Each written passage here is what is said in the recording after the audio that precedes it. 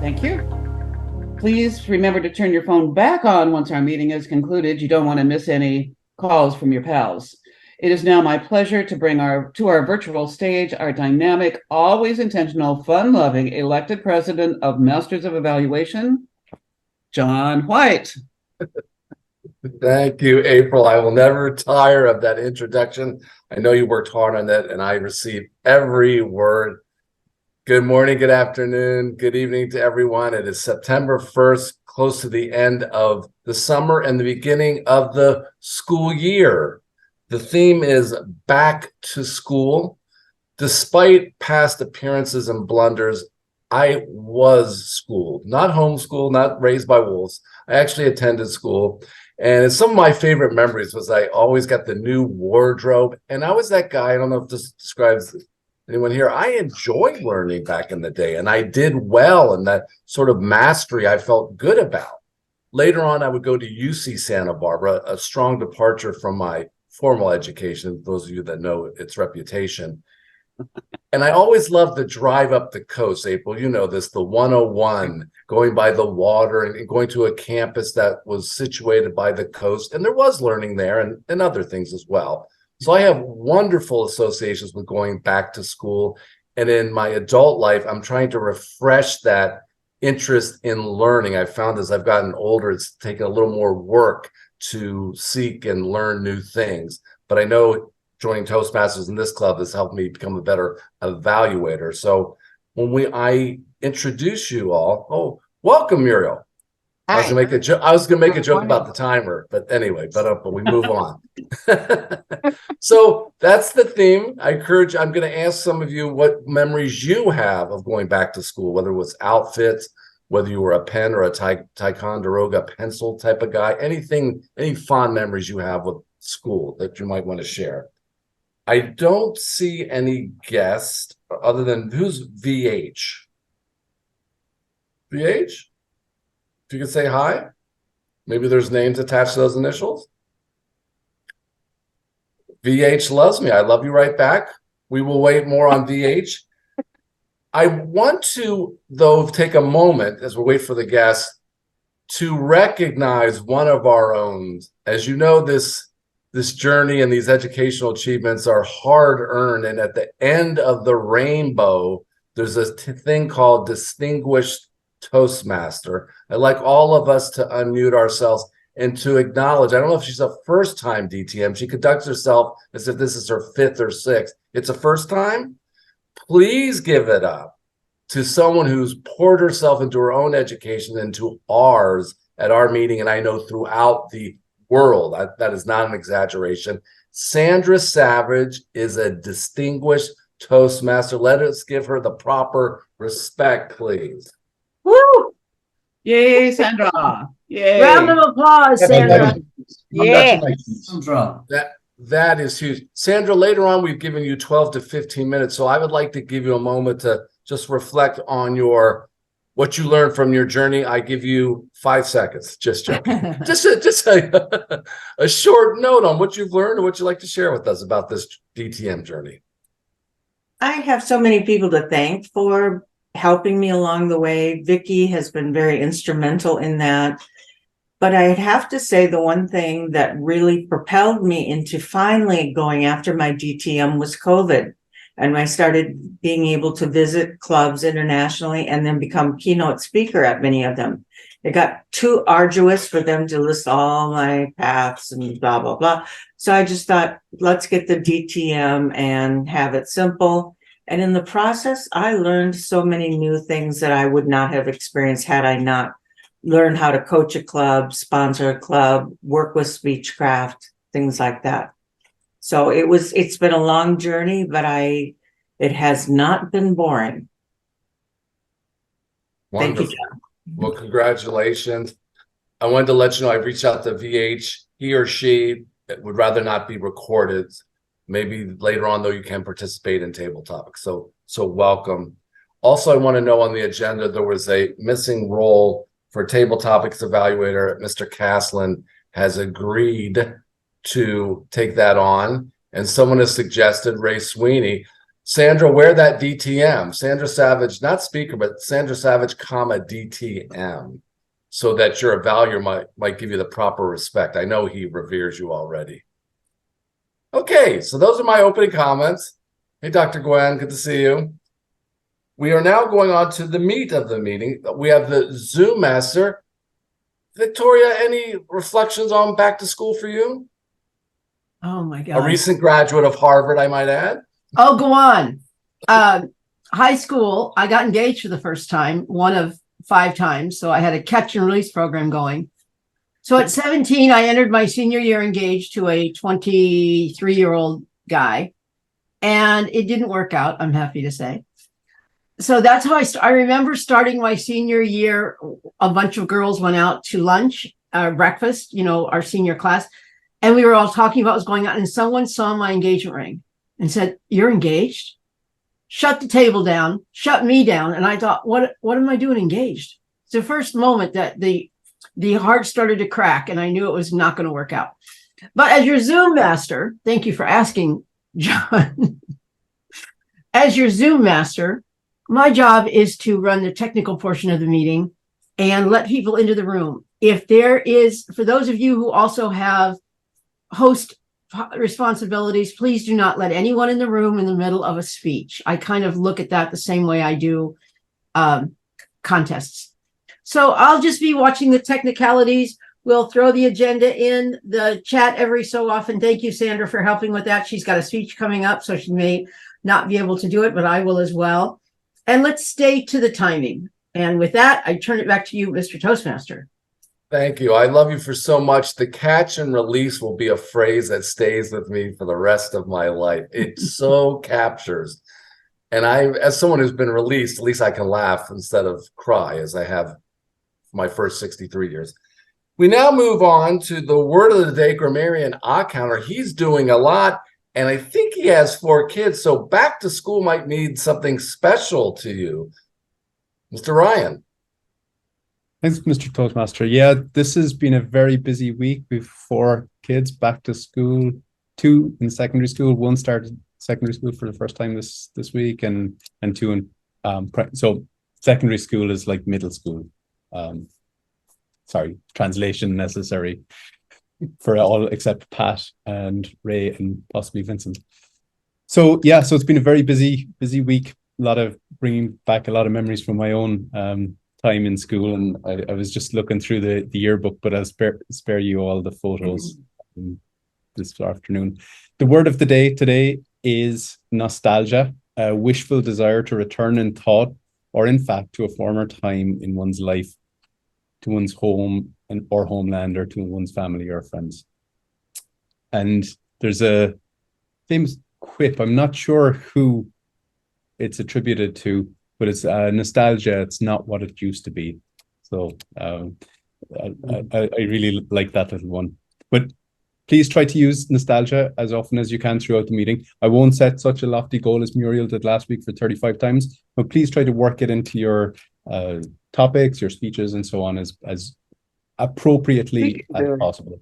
One more detail, actually. So the origins and the root of the word nostalgia, it's originally Greek, and it comes from nostos, which means to suffer or pain, and nostos, which means my notes, return, and algia, which is pain. So it's a suffering evoked from a desire to return, is what the origins and the meaning of nostalgia. So I'll be looking at that, looking at colorful use of language and counting the ums and ahs as we go through. Back to you, Mr. Toastmaster. I'm curious because I don't know how I'm going to work nostalgic. Will you accept nostalgic? Wonderful. That's great. We now move on to our timer, and I know she's a lifelong learner. Muriel Shabazz, Distinguished Toastmaster, any thoughts on going back to school? Oh, absolutely. You know, I love school, and I really had probably my best memories. I'm nostalgic really over my high school days. Of course, like many of us, we had our high school sweethearts, and it was such a wonderful time for me. And it also reminds me of my parents, how they always made sure we had new shoes to wear on the first day of school. So that is what makes me nostalgic about back to school memories. Thank you for asking. Wonderful. Thank you for that. And now, would you like me to give the timing? That'd be wonderful. Sure. Okay, cool.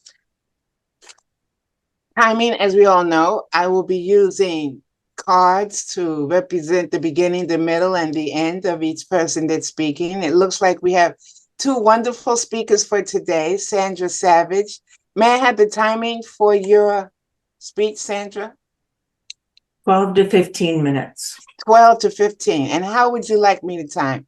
12, 13, and 15, or something different? That sounds good. Okay, cool. At 12, I will show you the green. At 13, I will show you the yellow. And at 15, I know you've got so much to share with us, but at 15, I'm going to have to show you the red, and you'll have 30 seconds to wrap it all up. Okay? How about you, John Graham? Well, I'll be at 10 to 12. So 10, 11, 12 is fine. 10, 11, and 12. Cool. All right. At 10 minutes, I will show you the green, John. At 11 minutes, I will show you the yellow. And at 12 minutes, John, I'm going to have to show you the red, but you two will have an additional 30 seconds to wrap it all up. And Could I ask you? no, okay, cool. Yes, could I ask you to raise your hand and put yourself up in the upper left-hand corner, please? I sure will. Thank you. Let me do that right now. Nope, didn't do it right. Hold on 1 second. There we go. I'm There she in is, the two-handed timer. Wonderful. Thank you. Okay, wait, Well, now I got to impromptu speaking, right? Or do we all just know what that is already? No, go ahead. I'm sorry. I cut you off short. Okay, Apologize. cool. All right, so for impromptu speaking, table topics, we know is 1 to 2 minutes. At 1 minute, I will show the green, 1.5, the yellow, and at 2 minutes, I will show the red, and that person will also have an additional 30 seconds to wrap it up. Evaluations. How long are evaluations, Mr. Toastmaster? I think they're all over the map. I think they're let's say 2 to 3 minutes. 2. Okay, so at 2, I'll do the green, 2.5, I'll do the yellow, and at 3, I'll do the red. I believe that is it. Wonderful. All right. Thank you, everyone. Did great job, functionaries, describing your role and sharing your school experiences. We now move on to a man. I always get nostalgic. I remember when he first showed up, he had well, I can't use the word, to just show up in a tracksuit. And I thought that was not disrespectful, but kind of ballsy. That's the word I look for. And for a man from England or Ireland who's known for being drowning, no tweet or anything, Pat. I was disappointed. And yet he's risen above his attire. Now he's so distinguished in his performance, he wears Nike gear. That's right. He's sponsored by Nike. Ray, you are a valued member. You're a great evaluator, a great member of this club. First of all, were you schooled, my man? Thank you, Mr. Toastmaster. Yes, I was indeed. And as we take a little nostalgic look, I had 2 distractions at school. One was sports, the other one was girls. Probably likewise on screen, right? For me, I was an athlete, 800 meters, 1500 meters, discus swimming, anything I could get my hands into, I was loving it. But the flip side to that was I was also very naughty at school. And back at our school in the 80s, if you were naughty, you used to get the cane. The cane was across the hand 6 times. Who remembers that? The cane. Anybody? Okay, maybe it's just me. However, I used to barter with the head teacher. I say, look, if you cane me, I'm not doing athletics. And that used to get me out of it. So it was a win-win. Thank you for asking. Now, let me have the pleasure of introducing our first speaker this evening. As we know, it's Sandra Savage. She's on the Dynamic Leadership Path, Level 3, 12 to 15 minutes. As we know, she's a DTM, which stands for Don't Time Me, but tonight it's 12 to 15 minutes. Her objectives, selected by herself, convince the audience of the benefits of writing an introduction to any speech. Vocal variety and facial expressions. Back to you, Mr. Toastmaster. Thank you. Thank you very much. Allow me to give you Sandra's formal introduction. She spent a long time, and let's listen to every word, please. Sandra Savage, a warm welcome. A warm welcome, Sandra Savage?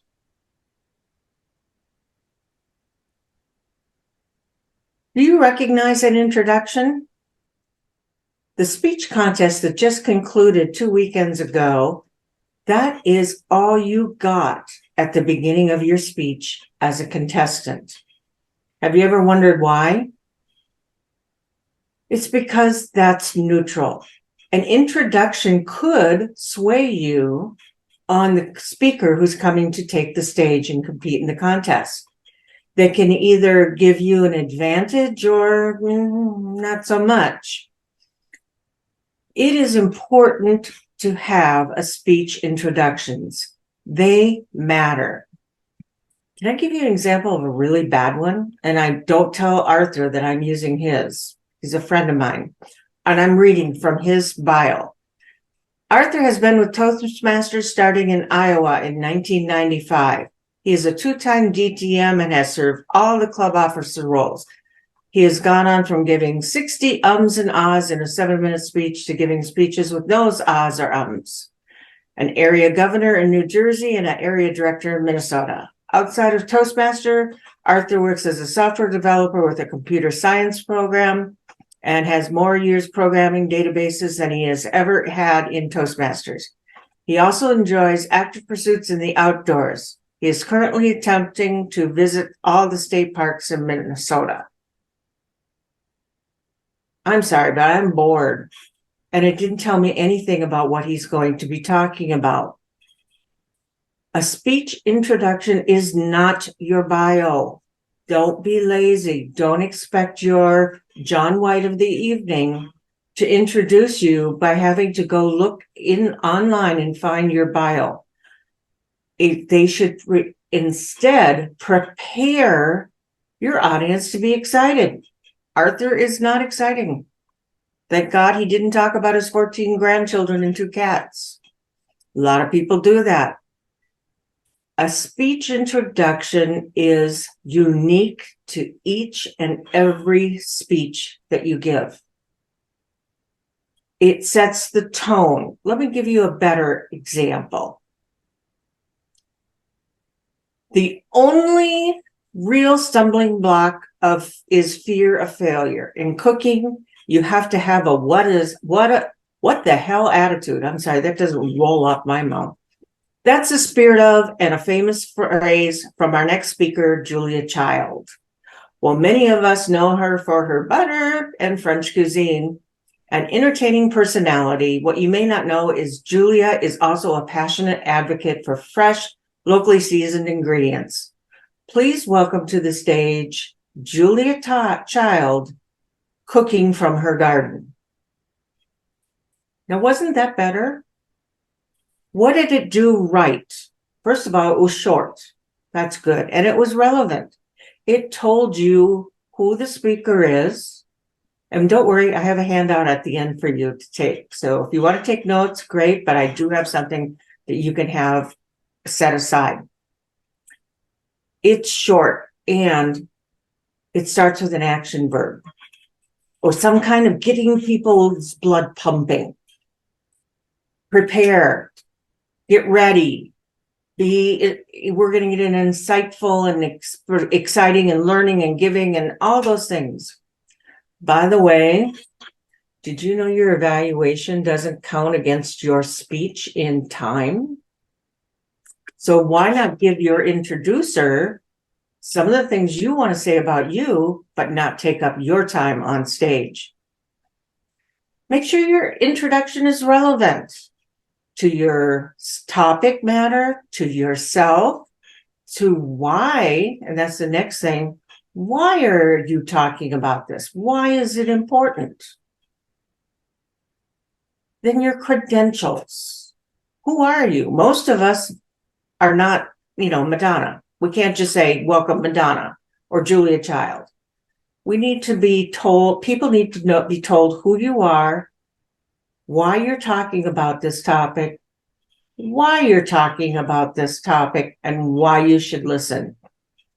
If you think about going to a Las Vegas show, think of the guy in the middle with the big microphone saying, "Welcome, ladies and gentlemen. Our next speaker is David Ryan." And then gives some stuff that gets us excited, sets the stage for us. We know what he's going to talk about and why. So keep it relevant. Keep it your credentials. And isn't it a lot more comfortable as a Minnesotan to let someone else sing your praises than to do it yourself? And it sounds so much nicer. I'm going to give you one more clue. Send your introduction to your introducer ahead of time. But 9 times out of 10, they're going to go searching for it right before your speech. Right, Mariel? So have it also not only sent to your introducer ahead of time, but have it so you can copy and paste in a private chat to your introducer, and they can read it right there. Because if they don't have it, what are they going to do? They're either make something up, pretend they're funny, or read your bio. Now, if in your introduction you have some jargon or acronyms, things like that, that your introducer may not be familiar with. And I've had experience with this at trade shows when I traveled for Adobe. They would hire professional models. This was back a few years, to be going on stage and introducing the speakers. But these models didn't know that it was IBM or that something was an acronym that you actually said as a word. So if you have any jargon, acronyms, and so forth, help your introducer out by spelling out them or how to say them. And also, let your introducer know ahead of time the tone you want, because your voice conveys information. Your introducer is going to do that for you as well. They're going to get the people excited. They're going to say who you are. They're going to say why you're the person to talk. They're going to provide the context. They're going to build rapport. And your speech is a snippet, or your introduction is a snippet of your speech that someone else is going to say for you. So I'm actually under time because I had such a wonderful introduction by John. But before I leave, I want you to all promise me something. When you write your speech, write your introduction first. Make sure every introduction is specific to your speech and to your audience. If I were to speak at a club in Europe, I may use different terminology that they're more familiar with. Or if I'm in a faith-based organization versus my local Toastmasters club, I may use different words or reverence. And make sure that that what you're ultimately doing is getting your audience ready, excited, and prepared to hear you go. So please welcome back John White. Thank you very much, Sandra. Well done. Very informative. Yeah, I think that's one of the couple of things I've seen in all of our speeches. One, it's hard to end, and the introduction is always can be improved. So this was very timely. Thank you very much. Madam Timer, if we could take 90 seconds to give feedback to Sandra, please. All right, 90 seconds starts right now. Sandra, I think I'm going to start as a Sandra Savage file with all these inserts and write-ups and treatments you have on Toastmasters, and it's a real treasure chest. What was that, John? Oh, I was saying these inserts that you've given us, I'm thinking of starting a file under Toastmasters, Sandra Savage, to keep a central place where I can get all this resource information. Because I find in Toastmasters, we've been around a long time. Part of it is learning new things, but also being reminded of things you've forgotten or just need a refresher on. This is really helpful. That's 90 seconds. All right. We are moving on to our second speaker. You know how we do it here at MoE. We talk to the evaluator, and since we have a theme about going back to school, Judith maybe has something to share about school. Judith? I am not nostalgic about my high school years at all. Actually, I just try not to remember them. But what I remember is that a few years ago, which I seem to be losing my voice, of the high school reunion I had a few years ago, I went back to Hungary, is where I went to my early years, which was really fun. Most people I couldn't recognize. People came over me and they said, "Oh, it's great, so nice to see you." I look at them, I said, "Great, who are you?" And other than that, eventually we'll figure it out who is who. You know, people age differently, so there's many years. But anyway, it was fun rediscovering people from high school. I thought, oh, okay, did I like this person or not? Who knows? But it was a good experience, nevertheless. So that's my contribution to the theme. I love it. Thank you. It was great. So going to the evaluation introduction, right? Yes. What is Mr. Graham looking for? What did he share with you? Okay, John Graham is, his speech is about reflect on your path on visionary communications. It is. The purpose of this project is for the member to reflect on his growth during the completion of an entire path. The purpose of the speech is for the member to share some aspects of his or her growth during the completion of the path. Thank you. Wonderful. Thank you. And as we know, the timing rules are 10 to 12 minutes. John is a member of Shoreline Speakers, Zoom Masters, the Officer Club, Cyber Masters, and is president of the Rotary Toastmaster Alliance Club, Rotostos. Anyway, he'll pronounce it later on for you. He serves as area director for District 1, Area E2, and as a DL5, VC5, and IP1. John is busy. John's path has taken many turns left and right and even heads and tails. This is the CAP speech for visionary communications. His speech will recount the course of this journey through Toastmasters, both in learning and leading. He truly appreciates the journey and where he is now because of Toastmasters. John Graham.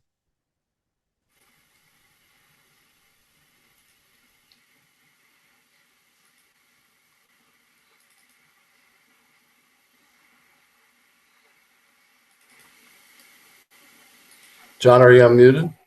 There we go.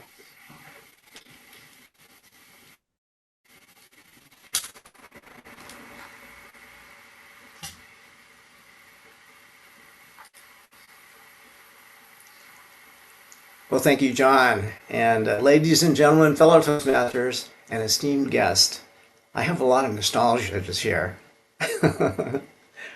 Let's see, let me see if I can get my video on here to begin with.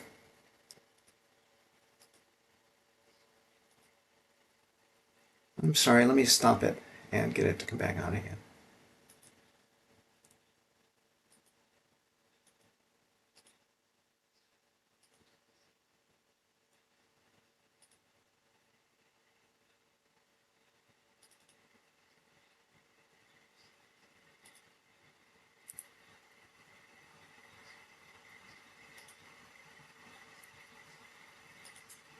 We were able to see it a moment ago, John, and earlier.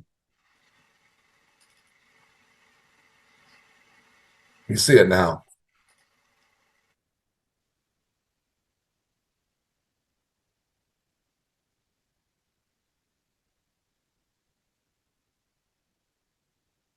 For some reason, I'm not showing up in the PowerPoint. Well, I see the background and I see you. Here I am, just in the wrong place. And you're moving. Wonderful. It works. I apologize for the intrusion, the kind of not quite set up time. It was set up earlier.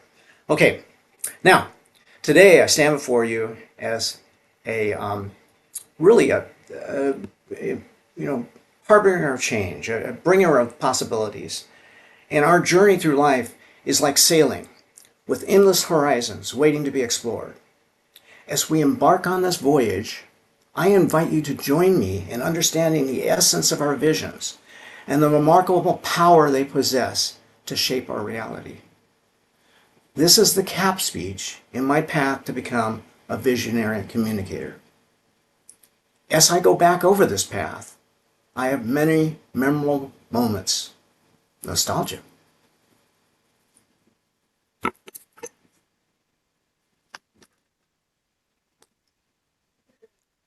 Setting sail. Imagine standing at the edge of a coastline, gazing out at the boundless sea stretching beyond the horizon. It's a metaphor for the uncharted territory of our dreams and aspirations.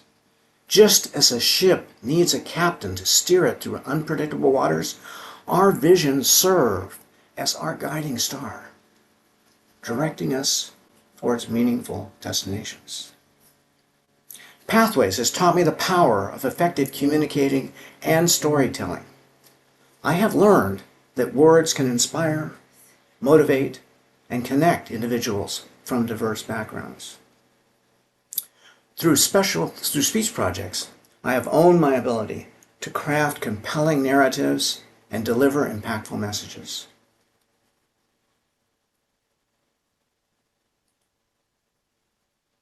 My icebreaker involves self-exploration, the mind of a Gemini. It was speculation about what has driven my left and right choices throughout my life. Well, it turns out I'm ambidextrous. So when I learned to hold a fork, I used my left hand. When I used to throw a ball, I used my right. I used to throw cartwheels on my left, and I bat on my right. And when it came to writing, I used my left hand. But to play guitar, I used my right. My life involves the juxtaposition of heritage, life experience, and luck. The mind of a Gemini is a speech about the inability to predict what the future holds and the flexibility to deal with it in more than one way.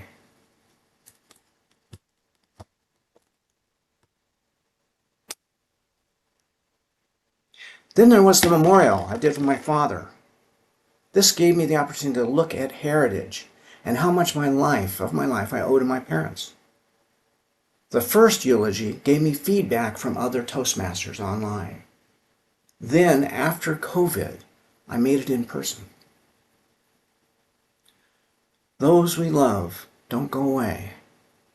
They walk beside us every day, unseen, unheard, but always near, still loved, still missed, and very dear. In Toastmasters, we often emphasize the art of speaking, but listening is equally crucial. Through evaluations, I learned to listen and provide and receive constructive feedback with my fellow Toastmasters. This skill transcended the confines of club meetings and became an invaluable asset in my personal and professional life. By active listening, I can foster stronger relationships, understand different perspectives, and bridge gaps in communication.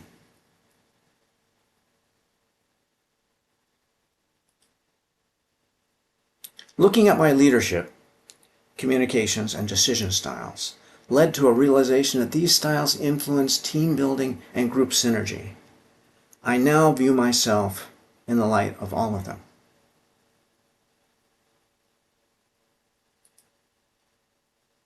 Spoon feeding, in the long run, teaches us nothing but the shape of the spoon. Pathways does not spoon feed us, but inspires the ability to learn. I found the topics of conflict resolution and managing change applied to what I was beginning to do between Rotary International and Toastmasters International. There were some rough spots to bridge, but eventually this resulted in chartering a new Toastmasters club, Rotostados. That's how you say it, John. Stormy seas. No voyage is without challenges. Stormy seas and the unexpected obstacles are inevitable. Similarly, on the path to our visions, we encounter setbacks and difficulties. Remember, the strongest ships are forged in the fiercest fires. It is during these times that our determination is tested and our commitment to our vision is proven.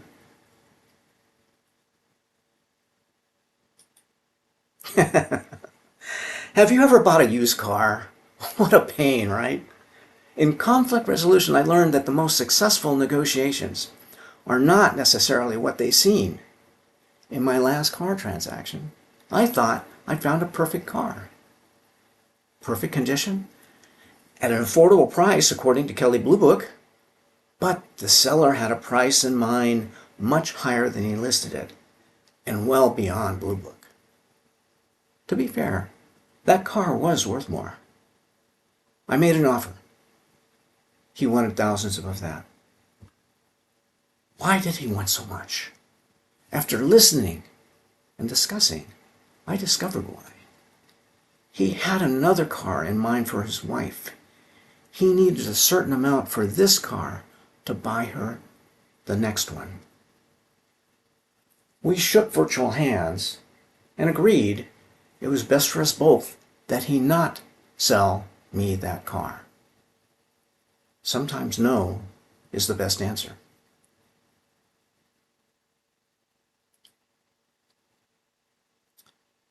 This path has led me to focus on some personal topics. The 5 great extinctions, decision styles, and mentoring have been a few. Each one required presentation software for effectiveness and inspiration. I've used PowerPoint, Canva, Audacity, Video Editor as the tools in this quest. Pathways encourage me to step out of my comfort zone and embrace these new challenges. From impromptu speaking to persuasive presentations, I push myself to explore diverse speech styles and incorporate novel approaches to club meetings. Through this experimentation, I've discovered hidden talents, conquered fears, and expanded my horizons.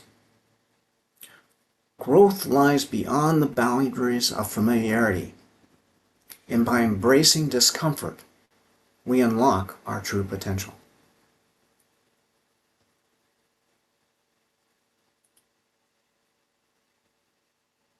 Now, no explorer ever conquered new lands alone.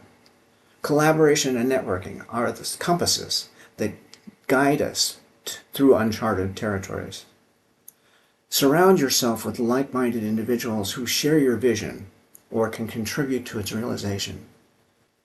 Remember, collective efforts have the power to achieve what seems impossible to one person alone. Serving as a club officer, I've learned the importance of effective teamwork, delegation, and organization. I've witnessed firsthand how a supportive and nurturing environment can foster personal development, empower individuals, and cultivate a strong community. Remember, leadership is about guiding and inspiring others to reach their full potential.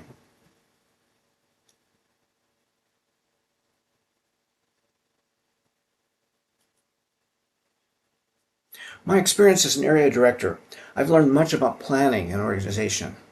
I've run meetings and contests. I've been a chair, co-chair, a judge, Zoom member, Toastmaster.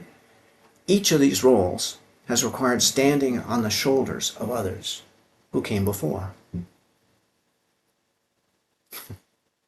ever done a road trip?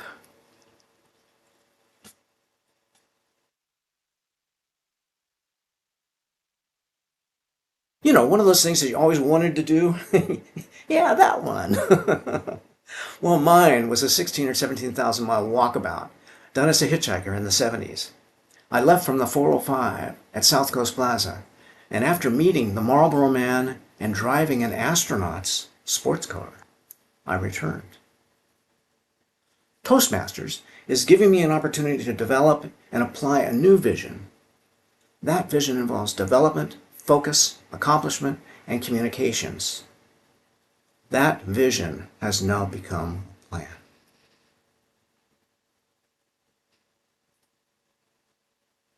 I'm grateful for the opportunity to create an atmosphere of camaraderie and collaboration among members and officers of the new club, Rotostados.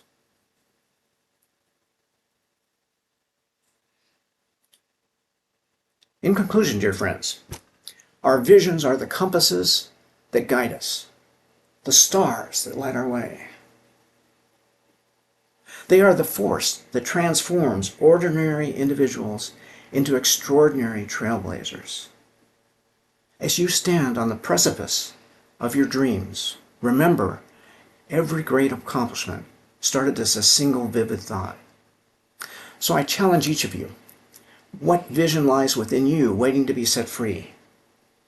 Let us be united by our shared commitments to embrace the horizon, unleash our visions, and create a future that transcends our imagination.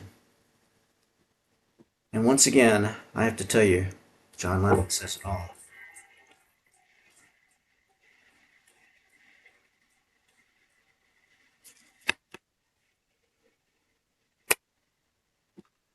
Heads and tails, left and right. Thank you, fellow Toastmasters. Woohoo! Thank you very much, John. Embracing the horizon, unleashing the vision. Rotostados. I think I came closer than last time. Wonderful speech, Madam Timer. If we could have 90 seconds to give John feedback, please. Okay, that's 90 seconds. Thank you so much. Well, fellow MoEers, class is still in session. We just had a full lunch. It came from the cafeteria, but there was some nutrition in it. And we're moving on to table topics. But before we do, Jesper, thoughts about back to school for you, sir? Question brings some fond memories of nostalgia. Growing up, my parents and relatives, they had to wake up very early to get to work. I remember waking up around 4 a.m. to be dropped off at school at 5 a.m. and having to wait out in the freezing cold for 2 hours, especially out in the winter. I thought I would get frostbite as a fourth grader growing up in Southern California. I thought anything below 65 degrees would give me frostbite. Over time, I learned to appreciate that experience because getting up early, it's given me that opportunity to hang out with other people who get there early as well. Although I'm still not a morning person, I've learned to get up really early if I need to. So that is a great question about being back to school. For table topics, I am looking forward to today's theme of back to school. I'd love to hear your stories of nostalgia. So for the first question, let's start with David. David, tell us about your favorite subject in school.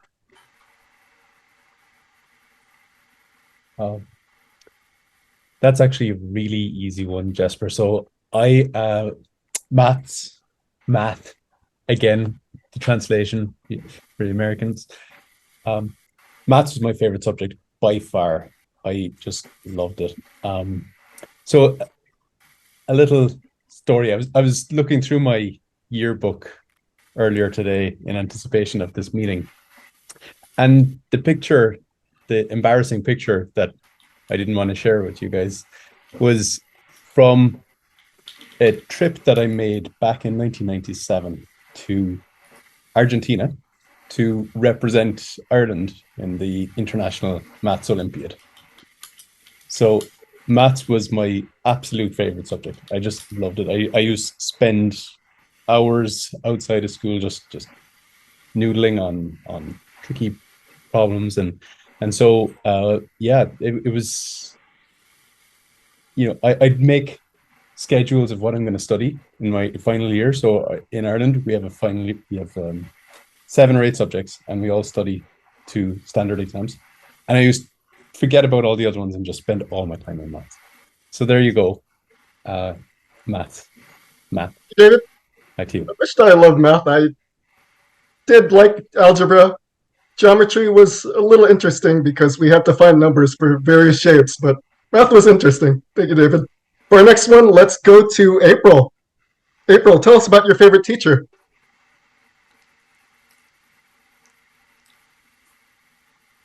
April, you're on mute. Hi, My favorite teacher that comes to mind was a guy who taught me about field botany in junior college, Charlie Luger. It was springtime. He gave us a few tips and then sent us outside to look at trees. Okay, it was a field botany class. Well, I had a little chart and it taught me how to think. Yes, sir. It taught me how to think. If it's this, then it's that.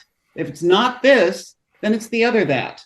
And it's like thinking in a very linear fashion. So I've long appreciated and remembered his name many years ago. However, when I think of the question about school, going back to school, I get very nostalgic for one thing, one word, and it's plaid. My grandmother was a very good seamstress, and every year I started school, Grandma would provide me with a new outfit of plaid so that I carried it on. I became a good seamstress too. And in high school, I would fashion my own clothing. And one of the last pieces I made kind of made me tired of plaid, was too much. It had long sleeves, a bodice to a waist, and then kind of a longer skirt. And nope, I kind of got off plaid. Next week, I'm sorry, tomorrow and Sunday, part of it, I'm in a class and I figure, gee, maybe I should go find a plaid shirt. We'll see. I'll let you know. Thanks for the question. Careful, plaid. Interesting. When I was in junior high, our uniform choices were either a white polo or a blue polo, and that's all we had. For our next question, let's hear from Dr. Gwendolyn. Dr. Gwendolyn, tell us about your favorite field trip. Thank you, Mr. Table Topics Master. My favorite field trip was when I was in the 10th grade. I belonged to a government class, and we were going down to the local college to meet with none other than, at the time, my heartthrob, President Bill Clinton. I was a 15-year-old girl smitten. He shook my hand. Imagine that. I did not want to go home and wash my hands. I had shaken Bill Clinton's hand. Oh my goodness. You see, I had a crush on that man. A 15-year-old girl listening to politics and trying to understand and trying to formulate if I was going to become that politician. And this, at the time, was my gold standard. I saw him and I saw Hillary as those powerful people that could tell me how it was done. So as a 15-year-old girl, smitten and ready to learn, that was my people of interest. Thank you, Jasper, for the question. Dr. Gwendolyn, I wish I had gone to your school. I would have loved to meet the President of the United States. For our next question, let's go to Sandra. Sandra, how did you feel about the food in your cafeteria? And you're asking a chef this? I do have some fond memories. Do you remember that toast that they would put like a sloppy joe and some cheddar cheese and broil it? I always liked that. But in my high school years, my parents sent me to a private school and we did not have lunch. So we had to pack our own lunch every day. And I was the oldest of us 3 kids. So I had to pack not only my own lunch, but theirs. Of course, I gave them the heel of the bread because I don't like the end slice. And I would give them the bad apple. But then they got smart and started writing my name on their bag. And we would it was surprise every day. But I do remember when Jell-O came out with those little Jell-O in a cups and with fruit cocktail in them. And that was the highlight of my lunch. But I do have very fond memories of the cafeteria ladies back in the school with their little scoops they'd slop onto your tray. And you try to go back for seconds, but no, I got denied. But as a professional chef, I think now, and I do still pack my own lunch every day. Thank you. Andrea, Sloppy Joe, that's something I always looked forward to, and that came in once a month. And we also had those freezer pops as well. Those flavored freezer pops. I look forward to that as well. Next up, let's hear from Vincent. Vincent, if you were a teacher, what subject would you teach? I am a teacher. Oh, what new subject would you teach? And what subject would I teach? I would teach critical thinking. I think that is the key to human development.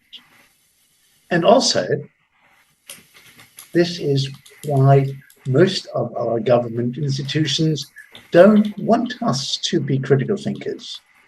We are all in a scenario where we look at sports, we're being told what to think and how to think, and we are living in a world where everything is already set. And therefore, being able to question things, being able to value different possibilities, and what John just said in his speech, that there are always two sides to a coin. So even if, say, Bill Clinton was a very sympathetic and wonderful president, there might have been darker sides in some of the political decisions he took. Therefore, it is important for us and those who we teach is to be able to take decisions based on knowledge, based on fact-finding. And this is, I think, what we all do at Toastmasters as well. Thank you. Critical thinking. It provides just a richer experience in the conversations. So I appreciated that answer. Thank you, Vincent. Next up, let's hear from Ray. Ray, we've all heard my dog ate my homework. If I had skipped a day of homework, I remember telling my teacher that I forgot. What creative excuses have you used to get away from homework? Oh, wow. Thank you, Mr. Toastmaster. I've just not got the dog. I've got the whole zoo. Don't worry about that. I've got an animal for every occasion. I pull them out my sleeve like a magic trick. Well, you see, sir, I was on the way to work, on the way to school this morning, and you wouldn't believe it, but a squirrel jumped out of a tree and attacked me. It took my bag off my shoulders. The friends that I was walking with, they ran off in the distance. I'm left there, bag, being attacked by a squirrel. You've never seen anything like it in your life. Honestly, sir, that's what happened. It was me and Paul Webb Butler. We both saw it together. He can verify it. Just ask him, sir. And so the story continues. If it wasn't a squirrel, it was a cat. If it wasn't a cat, it was a raccoon. It doesn't matter. It doesn't matter the animal. You just got to have a story to pull out your sleeve whenever you need one. Back to you. My squirrel ate my homework. I should have used that. Thank you, Ray. Next up, let's hear from Judith. Judith, what subject should be added to school?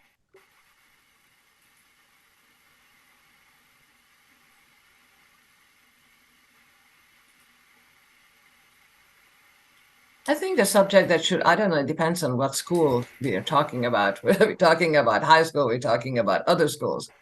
I think political science should be added in every single subject, since I am very interested in political science, and I haven't learned political science when I was in school in my earlier years, and I have studied when I came to the US. I think political science would be an important, such as I'm looking around in the world now, and the thing is people have no idea what's going on and why and how.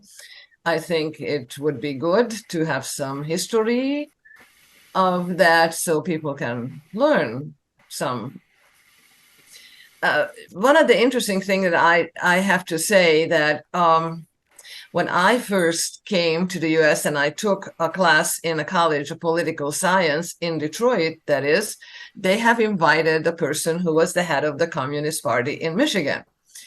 And I didn't really speak all that well that time English, but the guy came and spoke about how wonderful it is in the Soviet Union and how the United States should do this. And then I said, oh, but I have experience.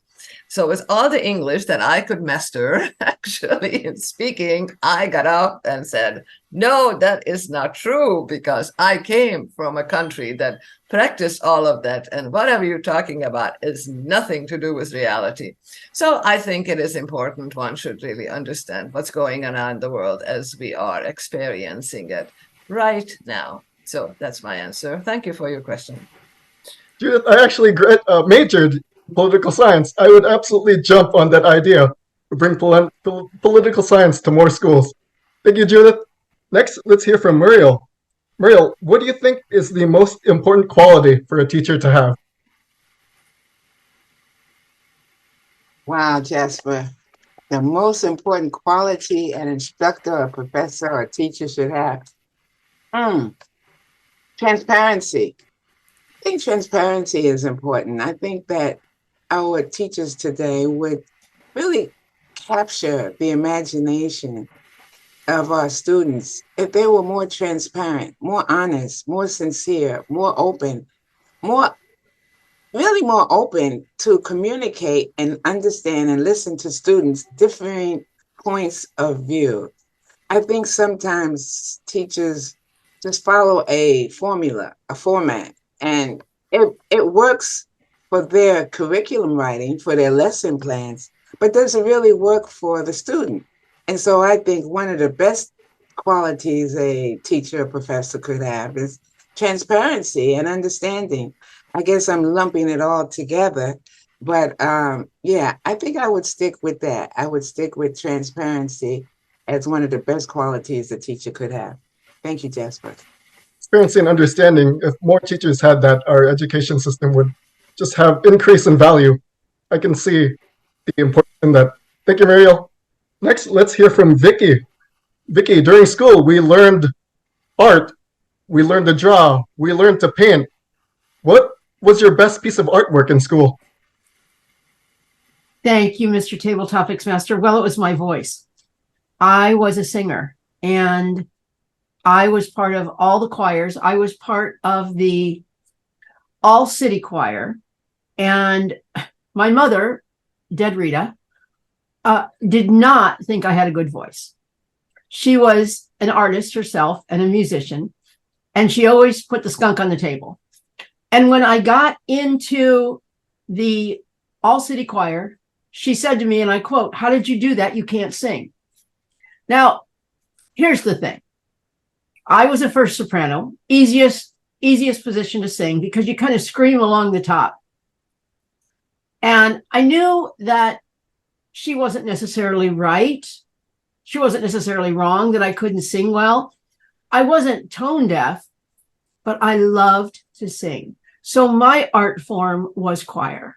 And with no apologies, I kept singing. In fact, once when I was dating John in 1980, I was in the car, I sang to every song, and he said to me, and I quote, "You've got a really good voice." I knew I was in love. Mr. Table Topics Master. Thank you, Vicky. I just remember the singing classes we had in school. I wasn't a great singer, but since everyone else was not a great singer as well, it just seemed like I did above average. That was my experience in singing. I'm not a singer, but it felt great being surrounded by those who couldn't sing as well. Thank you, Vicky. Next, let's hear from Pat. Pat, we had assigned reading in school. What was your favorite book? The books I read in primary school were probably Dr. Dolittle. I used to go to the library and pick them up, and I think I read most of them. And then as I got a little bit older, the J.R.R. Tolkien books, The Lord of the Rings and The Hobbit, and I thought they were fascinating books, absolutely fascinating. And then I got into all sorts of other stuff that, particularly local books from Ireland, which were written by local authors. So Christy Brown's Down All the Days, story of a boy with cerebral palsy, in inner city Dublin. And that was a fabulous book.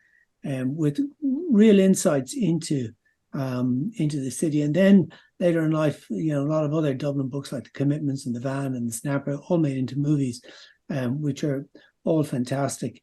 And a lot of local Irish authors, particularly quality authors, George Bernard Shaw, and they were the things that brought me closer to my roots, that got me thinking about reading, that gave me some vocabulary, because I enjoyed reading, and I enjoyed that. And something, and that was very much self-driven, as distinct from driven by school, because school gave you some awfully turgid stuff to read. Well, some good stuff, but some awfully turgid stuff as well. So yeah, I enjoyed reading, very much enjoyed reading. Back to you. That great list of books. I need to read the classics in full. When I grew up, we had something called Cliff Notes, where we had summaries of every chapter in a book that only gave us a preview of what the entire book could offer. But I should read the classics in full. I see we have a guest with us, VH. Would you be able to participate? All right, I will turn the question over to John Graham. John Graham, what subject do you believe should be removed from school? Well, thank you for the question, Jesper. I appreciate it very much. Well, when I look back on school, for me, I have a lot of nostalgia. And you all are bringing forward nostalgia for me in all of your questions. A subject that might be removed. Well, it wouldn't be in high school being on the videotape committee. I liked that. That was good. I had to learn a lot there. Early days of the video, it's like not learning from books. And I remember a lot of good books, but I really didn't like English all that well.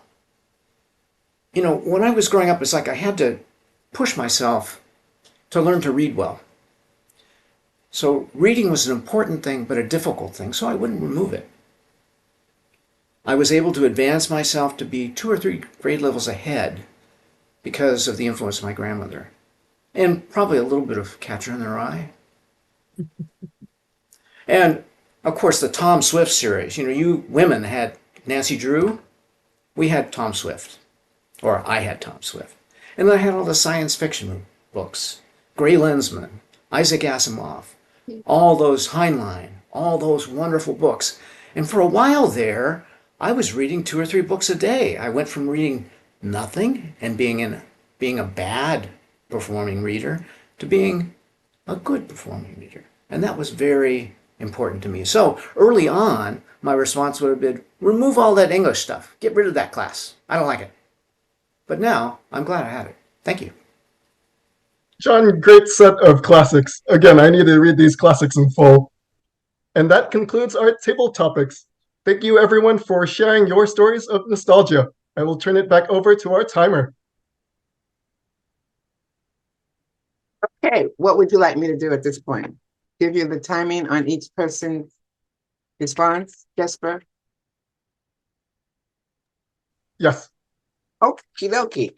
So David, 1 minute and 19 seconds telling us about his favorite subject being math. April, her favorite teacher was Charlie Luger, 1 minute, 33 seconds. Dr. Gwen, you were smitten by the former president of the United States, Bill Clinton, on your field trip, 1 minute, 36 seconds. Sandra Savage, asking a professional chef that question, Jesper. She did it in 1 minute and 44 seconds. Vincent, what subject would you teach? Well, critical thinking, of course, in 1 minute and 8 seconds. Ray, his dog and his squirrel ate his homework, 1 minute and 10 seconds. Judith, what subject should be added? Absolutely, political science and history. Judith did that in 1 minute and 33 seconds. How about me? Transparency, 1 minute, 12 seconds. Vicky, the best art form. She loves to sing, and she told us all about that in 55 seconds. Pat Caslin, assigned reading. Dr. Doolittle and the Hobbit, 1 minute, 33 seconds. And VH was unavailable. John Graham, what subject could be removed? Well, he was ambivalent about that. Maybe English. He loved Catching the Rye, Tom Swift. He did his in 1 minute, 48 seconds. Back to you, Mr. Table Topics Master. I think I'll take it over from here. Wonderful report. We now transition to the general evaluator. He's a critical thinker, and he's been critical to the success of our club ever since joining us. It's my pleasure to turn it over to the general evaluator of the day, Vincent Murray. Vincent? Thank you very much, Mr. Toastmaster of the day, Mr. President. And it is now my pleasure to introduce our evaluators, because what would it be like if we were just delivering speeches and not getting any feedback? And today we'll get feedback, and we will walk out of this meeting and enrich ourselves with thoughts of people we have just listened to. Starting with our evaluations, I would like to invite Ray onto the stage to give an evaluation of the speech we have heard from Sandra. Thank you, Mr. General Evaluator. Sandra, I have the pleasure of giving you your evaluation this evening, and as a DTM, I feel it's only worthy that I hold you to a really high standard. Did you convince the audience the benefits of writing an exciting introduction? Well, feedback is the greatest way to gauge that. Let's ask the audience. Please raise your hand if you were convinced by Sandra to write an introduction, and pass it to the Toastmaster before you give a speech. There you go, Sandra. Look at the hands in the air, bobbing to and fro. Ooh, ooh. Excellent. So, right, what did I love about your speech? Well, number one was the structure, really. You opened with a question, which is always a great way to ingratiate the audience. It brings us in straight away, gets us critically thinking. You gave us an example of boring Arthur. Great way to highlight a pain point, or why we need to be convinced it's better for us to write an introduction. You then transitioned into a bit of vocal variety with Julia Child on the word butter. I'm not sure if I'm giving that justice. And your facial expressions. So when you were talking about blood pumping, you were leaning forward. You had your hand on your chin. Great examples, although I did want to see a bit more. You then gave us what I would say a fantastic quote. It's been interpreted in different ways. The best person I can relate to is Les Brown, who stands on stage and says, "Who are you? What do you know? And why should I care?"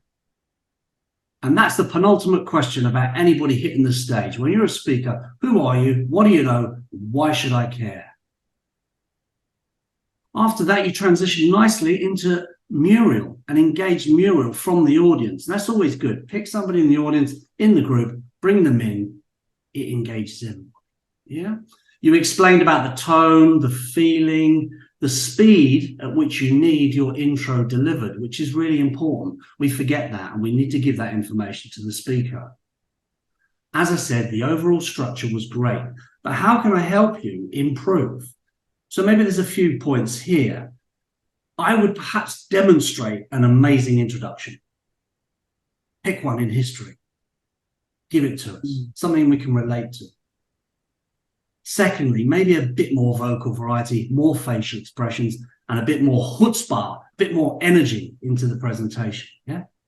Thirdly, I'd like you just raise your camera down slightly so we can see just above, because I couldn't see your arms. And I want to see a little bit of body language. Always better if you're standing, but I understand if we're seated, just drop your camera angle down slightly. So there's 3 points to take away.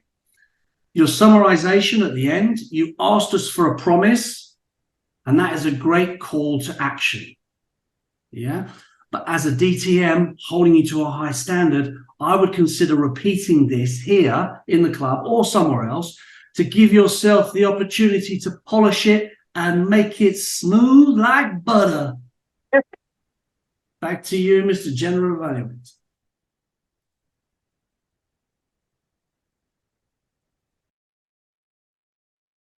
Now it's unmuted.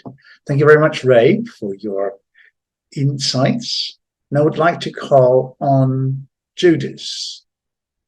Now, she will not talk to a communist leader in Detroit. She will give the feedback to John's speech. Did he perform well? What ideas would you offer for improvement, Judith? Thank you, General Evaluator and Toastmaster friends and John. John, I'm going to look at your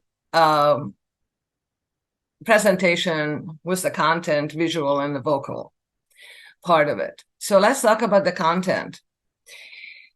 I look at this as a salad of ideas. There's a lot of things that happen there. This sailing analogy of stirring the ship, the power of effective communication, inspiring words, juxtaposition, left and right hands.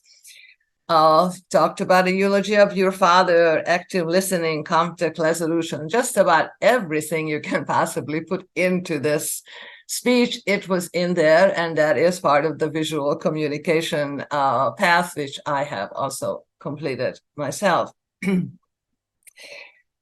Now, the thing is about this, that I am not a person, and I tell you this, who are very fond of PowerPoint presentations, because it takes away of you speaking about yourself, speaking about how you actually felt about this whole entire path.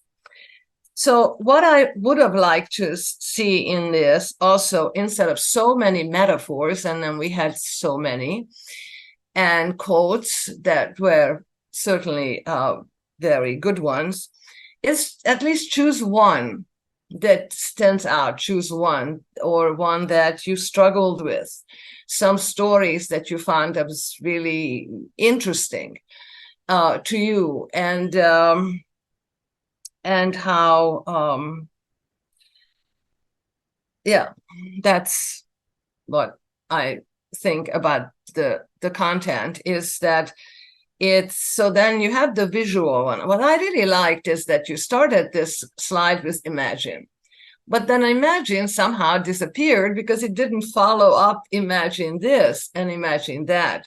And so we had a lot of slides there that were interesting. I did have some problem with some of them, but that's just my thing. But I think it was an interesting idea, but it takes away from you as a person. So of speaking, because I saw you a little bit in that corner, but that's my thought about that. As far as the vocal part of it, one of the things that happens in this situation is that you are in the square. Instead of standing up, if you had a different idea about the speech, and to see you, whether you struggled with something and have a little more vocal variety, some emotions up and down, and what are these different aspects of the past that you struggled with. And when you talked about the eulogy of your father, I thought that would have been an interesting idea, of an opportunity rather, to use a different voice, and why that was an important part of this path. But on and off, I think you put this together quite amazingly well. There's a lot of things everywhere. There is all this content, a lot of visual, and congratulations on completing your visual communication. Thank you.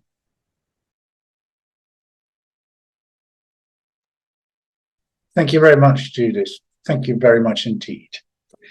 I would like to call Pat Kastner onto the virtual stage, because he will give us some feedback on our table topics. Will you be commenting on your own table topics as well? Will you give yourself feedback? Thank you, Mr. General Evaluator. My impression of our table topics evaluations that I've heard to date is that they evaluate the responses rather than quality of the topics that are asked. So I want to talk about a little bit first about the topics that have been asked, and then look at the responses, because I think the value of the topics, the topic questions, is the ability to bring forth from those people who are answering the topics really interesting insights or things that we don't know about them, or take us to places that we wouldn't expect. And these topics focused, I think, they brought out the nostalgia of looking back at school, which was interesting, and some enjoyable comments in that. But it didn't bring out any critical evaluation of what school should be. And education and school is a huge part of our formation of our society, and it's an enormously important part of our life. And I think it would have been great to have seen some topics that actually look to maybe get into why school might not be as good as it is. So it focused on the nostalgia, and a lot of the responses, were the nostalgia. Now, we did learn things. We learned that David participated for Ireland in the Maths Olympiad. I think, wow, that's phenomenal. I love April's story on plaid. And that not only did her was plaid made for her, but she made plaid for herself afterwards. Gwen, God, well done you for meeting Bill Clinton. I did have an opportunity once to go to the White House, but I gave it up because at the time it didn't make sense to fly to Washington DC just for a morning. Sandra, yours was nostalgic. You talked about the Jello and the a topic that I suppose was maybe interesting but difficult. In that you are a chef and talking about the food. Vincent, critical thinking. This was something that I think was probably taking us towards where I would like the topics to have gone. Is why could school be better? Ray, we all had creative excuses, and yours were probably just a little bit more creative than most of them. The squirrel stole my bag. Sure. Judith, I'd love to have heard more about how your response to the address on communism was heard or was taken at the time, because I think that could have been really interesting. Muriel, the important quality of a teacher, transparency. I think good, but yeah, there is an inscription in a 15th century wall at Eton, the special quality of the child. To draw that forth is what the most important job of a teacher, to bring forth the special quality in the child. And Vicky, you told a story about singing and falling in love, or being courted for your singing. Fantastic. I won't talk about mine because I can't evaluate that. And John, what subject would be removed? English. And I like the way that you brought that around to, didn't like the subject. I'd like it to be removed, but actually, I got focused and I got good at it, and I learned a lot from it. So overall, I think education, we could have addressed education in a broader way in the topic questions, but the answers were very much on the nostalgia, which is, the two themes, the word of the day, and the theme of the day. Good work. Brilliant, Pat. You always give us feedback which leaves us food for thoughts. Now I would like to call onto the virtual stage our grammarian. And I haven't had yet the chance to say nostalgia because I was going to do that later on, but just in case he says, Vincent, you didn't use it, I have now. David. Mr. General Evaluator, congratulations on checking that box. We've had at least 17 uses of the word nostalgia. Not quite as good as last meeting, 25 I think we had for the word of the day, but still good use nonetheless. I'd like to call out two things before I go into the who said this section. And the first is what a feast of beautiful language and phraseology John Graham's speech was this afternoon. There was just so much in there, from the imagery, the metaphors of the horizon of the sea. The vision is our compass. So there's metaphors, there was similes, there was everything in there and beautifully stitched together. So thank you for that, John. Listening as grammarian, it was a privilege and a challenge to take note of all the beautiful language that you had worked in there. Juxtaposition of heritage and so on, and it's our job to craft compelling narratives. It was beautiful and a pleasure to observe. So I'm going to move on now to the who said this. There was a lot of really interesting phrases, and I'm going to try to mix it up so it's not in order. Who said what you're talking about has nothing to do with reality?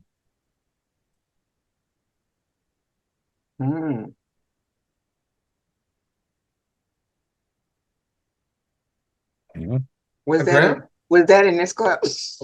Yeah. This meeting? Who was listening? It was Judith.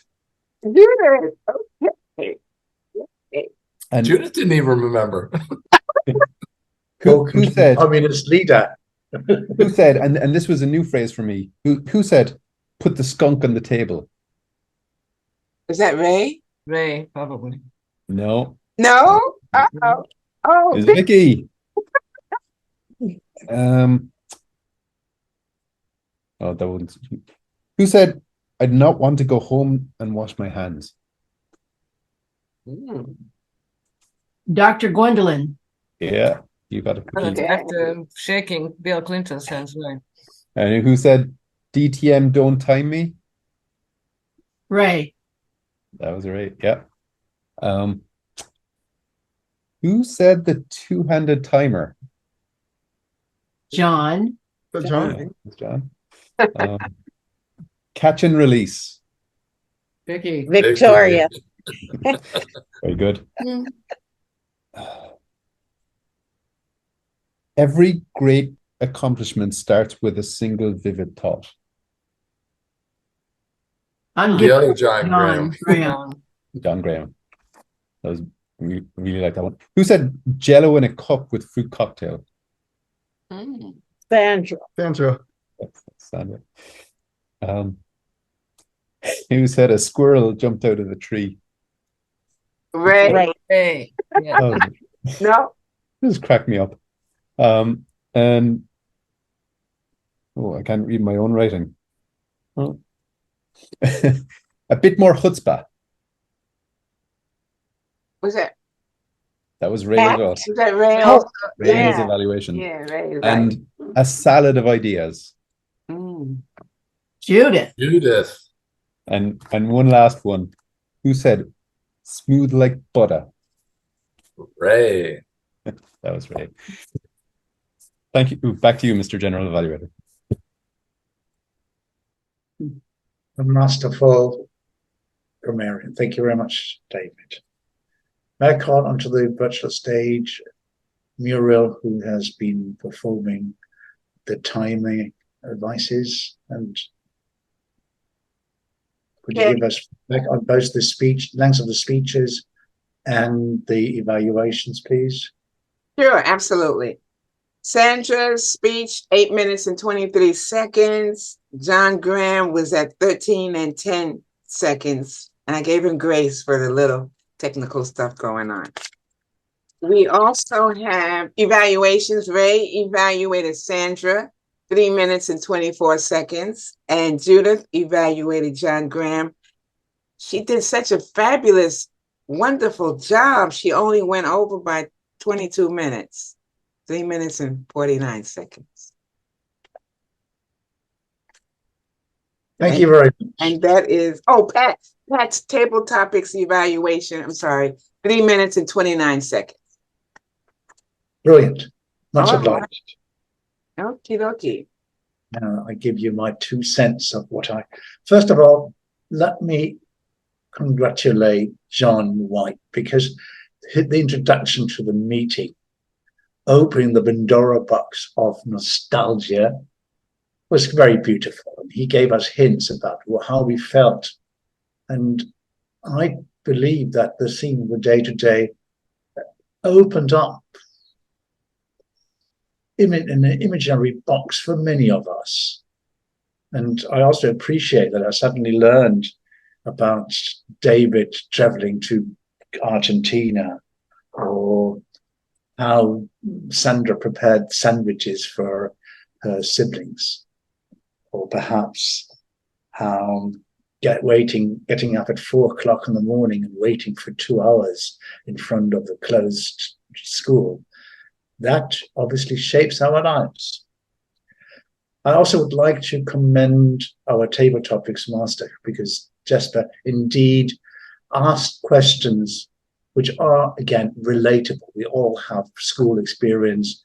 We all have something to say about it. And I believe that Pat is right. Maybe it was too easy, but I think it also opened this door to our perhaps our hidden history, our hidden nostalgia. And I think that gives quality to all of our lives, that we learn from each other, which I found important. Ray's evaluation was very professional. He has a good structure, he has good transitions, and what I really like most is he stopped at 3 minutes and 24 seconds. And that is an art by itself. You need to be in control of your time. And particularly if you are in a contest, you don't want to finish at 1 minute and 29 seconds. You want to use your 3 minutes and 30 seconds, but you don't want to go over time. I liked the idea of telling the audience that it was important that Sandra started with asking a question. I think this is, again, it's a technique for us all to understand that the way you start a speech is very important in our lives. Judith, again, I think that you did a wonderful job. It was not easy to find faults or ideas of improvement in John's speech. And you concentrated on the contents of the speech, which I think, again, is important. It is not just the delivery. It is also what speaks to you. And I think you answered these questions. And also, I agree with you that the use of PowerPoint is often complicated, and we need to improve there. As I said, Jesper, once again, a wonderful job. John, a wonderful job for choosing this subject of the today, morning for you, night here in Spain. And I apologize for not having been with you for the last few weeks, but here I am again, like a boomerang. Eventually, the boomerang returns to base. Thank you. Thank you very much, Vincent. We have missed you and we welcome you back. We're running a little late. Just a quick couple of Toastmaster comments. The highlight, congratulations once again to Sandra for a DTM. That's a huge accomplishment. There was a mention of critical thinking. Vincent brought it up. John Graham brought it up, and it was displayed by Jesper. I'm always impressed when someone asks a question, you hear a response, and then the person who asked the question summarizes or riffs off it, which it says, I heard you, rather than I just asked a question to which I have no interest in the answer. So that was great. I love Ray's playfulness and the lesson of going with it. You know, the dog ate the homework. That's it. I've got nothing else. All of a sudden, he has a zoo and a squirrel. He co-opts a friend to go along with the story. And next thing you know, it could be 5 to 7 minutes. It was just really masterful. Also, Pat said this phrase that really struck me. It brought me closer to my roots. And I thought, while not all speeches are nostalgic, I heard in us responding to our childhood and our school situation, opportunity for speeches and things that we learned, things that have formed our life to this day, maybe thoughts we've held on to that don't serve us now. There's a rich area to go back there. So Pat, thank you for that phrase. As far as areas we can work on, John, today was you with the technology. Tomorrow will be me. Just if there's any way we can have the equivalent of a kick the tires or working out these technologies, that would be ideal, but it was just a small bump in the road. Ray, in closing, Ray had said Les Brown's question to an audience asked of the speaker. So maybe a member would ask of the club, who are we? What do we know? And why should we care? Well, we're masters of evaluation. Every week I'm reminded of what we know and I learn new things. It's just wonderful. And why do I care? I want to become a better human being, a better Toastmaster, and I'm invested in making all of you better. So I'm very committed and I have strong affection and nostalgia for this club, for what it's done to me in the past and what it'll continue to do in the future. So those are my closing thoughts. Real quick, Jesper, who's doing just a bang-up job with VPPR with all the background and thoughts, and I love MoE. You'll see this soon. It's coming. He wants to have a group picture. So if we can all smile, fix our hair, John. And Yes. Ray, you and I look great. All right, everyone take a look at the camera. I will take a screenshot. And I got it. Thank you. Thank you, everyone. Wonderful. Well, my assessment of the meeting, this is my favorite thing that Vicky gave me. It was a wonderful meeting. Dr. Gwendolyn, you should have access to free Toast Hosts. Yeah, you should. If not, reach out to me, and I will use this as the way to call the meeting. That's a gavel for those of you who are new to this. The meeting is adjourned. Everyone have a wonderful Labor Day weekend. It's great seeing you all.